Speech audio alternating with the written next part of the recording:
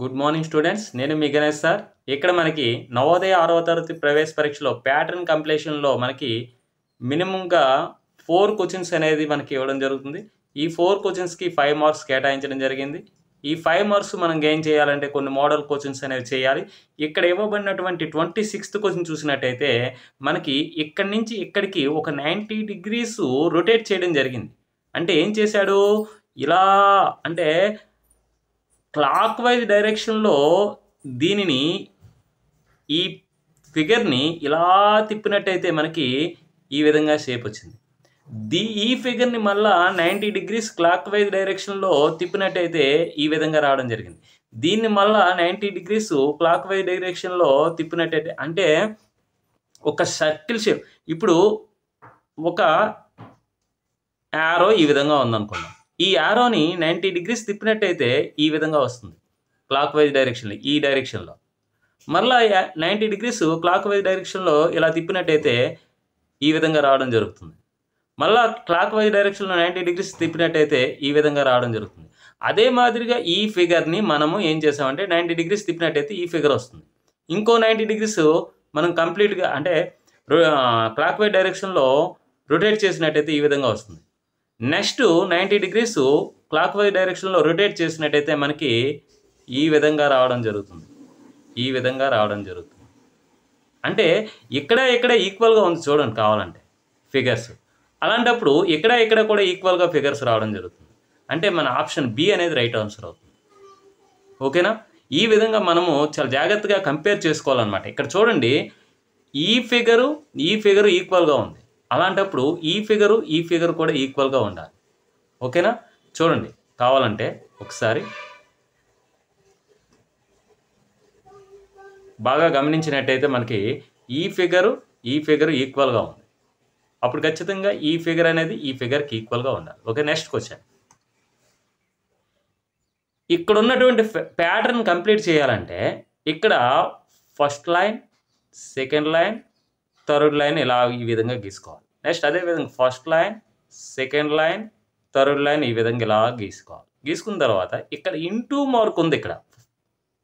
అదేవిధంగా ఇక్కడ కూడా ఇంటూ మార్క్ ఈ విధంగా మనం గీయాలి.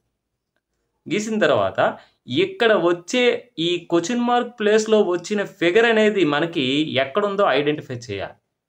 అది ఎక్కడుంది మనకి? ఇక్కడ మనకి ఇదిగోండి ఆప్షన్ డిలో కనిపిస్తుంది కంప్లీట్గా. కాబట్టి ఆప్షన్ డి అనేది రైట్ ఆన్సర్ అవుతుంది. ఓకే, నెక్స్ట్ క్వశ్చన్ చూద్దాం. ఇక్కడ మనకి ప్యాటర్న్ కంప్లీషన్లో ఇక్కడ first line, second line, third line ఇచ్చాడు కాబట్టి థర్డ్ లైన్ కంప్లీట్ చేయాలి. అదేవిధంగా ఇక్కడ రాంబస్ అనేది చూడండి ఈ విధంగా ఉంది కదా. ఇక్కడ కూడా సేమ్ ఈ రెండు డయాగ్నల్స్ని ఇక్కడ డయాగ్నల్ లైన్ గీసినట్టయితే ఈ విధంగా వస్తుంది. ఆ తర్వాత ఇక్కడ ఒక లైన్ అనేది ఈ విధంగా మనము గీసినట్టయితే ఇక్కడ ఒకటి గీసారు చూడండి. అప్పుడు ఈ షేప్ అనేది ఎక్కడుంది మనకి? ఆప్షన్ సిలో ఉంది.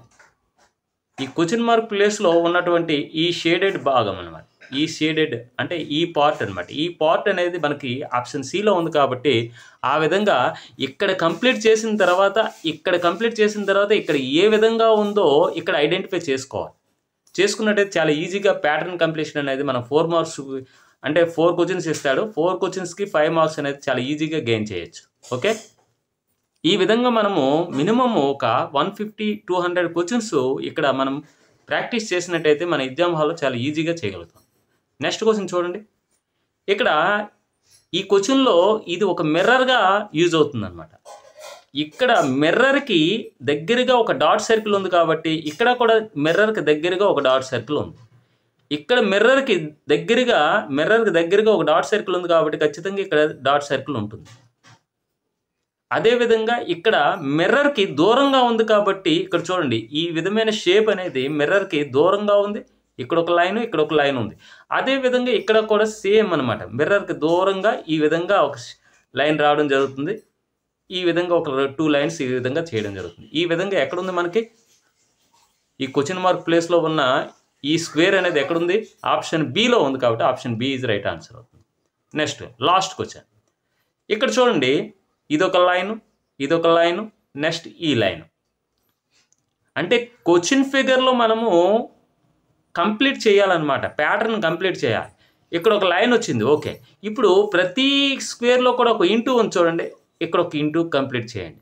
అప్పుడు ఈ క్వశ్చన్ ఫిగర్లో ఈ క్వశ్చన్ ప్లేస్లో స్క్వేర్ అనేది ఏ విధంగా ఉందో అది ఎక్కడ ఉందో ఐడెంటిఫై చేయాలి. ఒక లైన్ లోపల 2 ఒక into. Option C is right answer అవుతుంది. ఈ విధంగా మనకి ఇక్కడ సిలో ఉండడం జరిగింది కాబట్టి option C is right answer అవుతుంది. ఓకే, నెక్స్ట్ క్లాస్లో కలుసుకుందాం.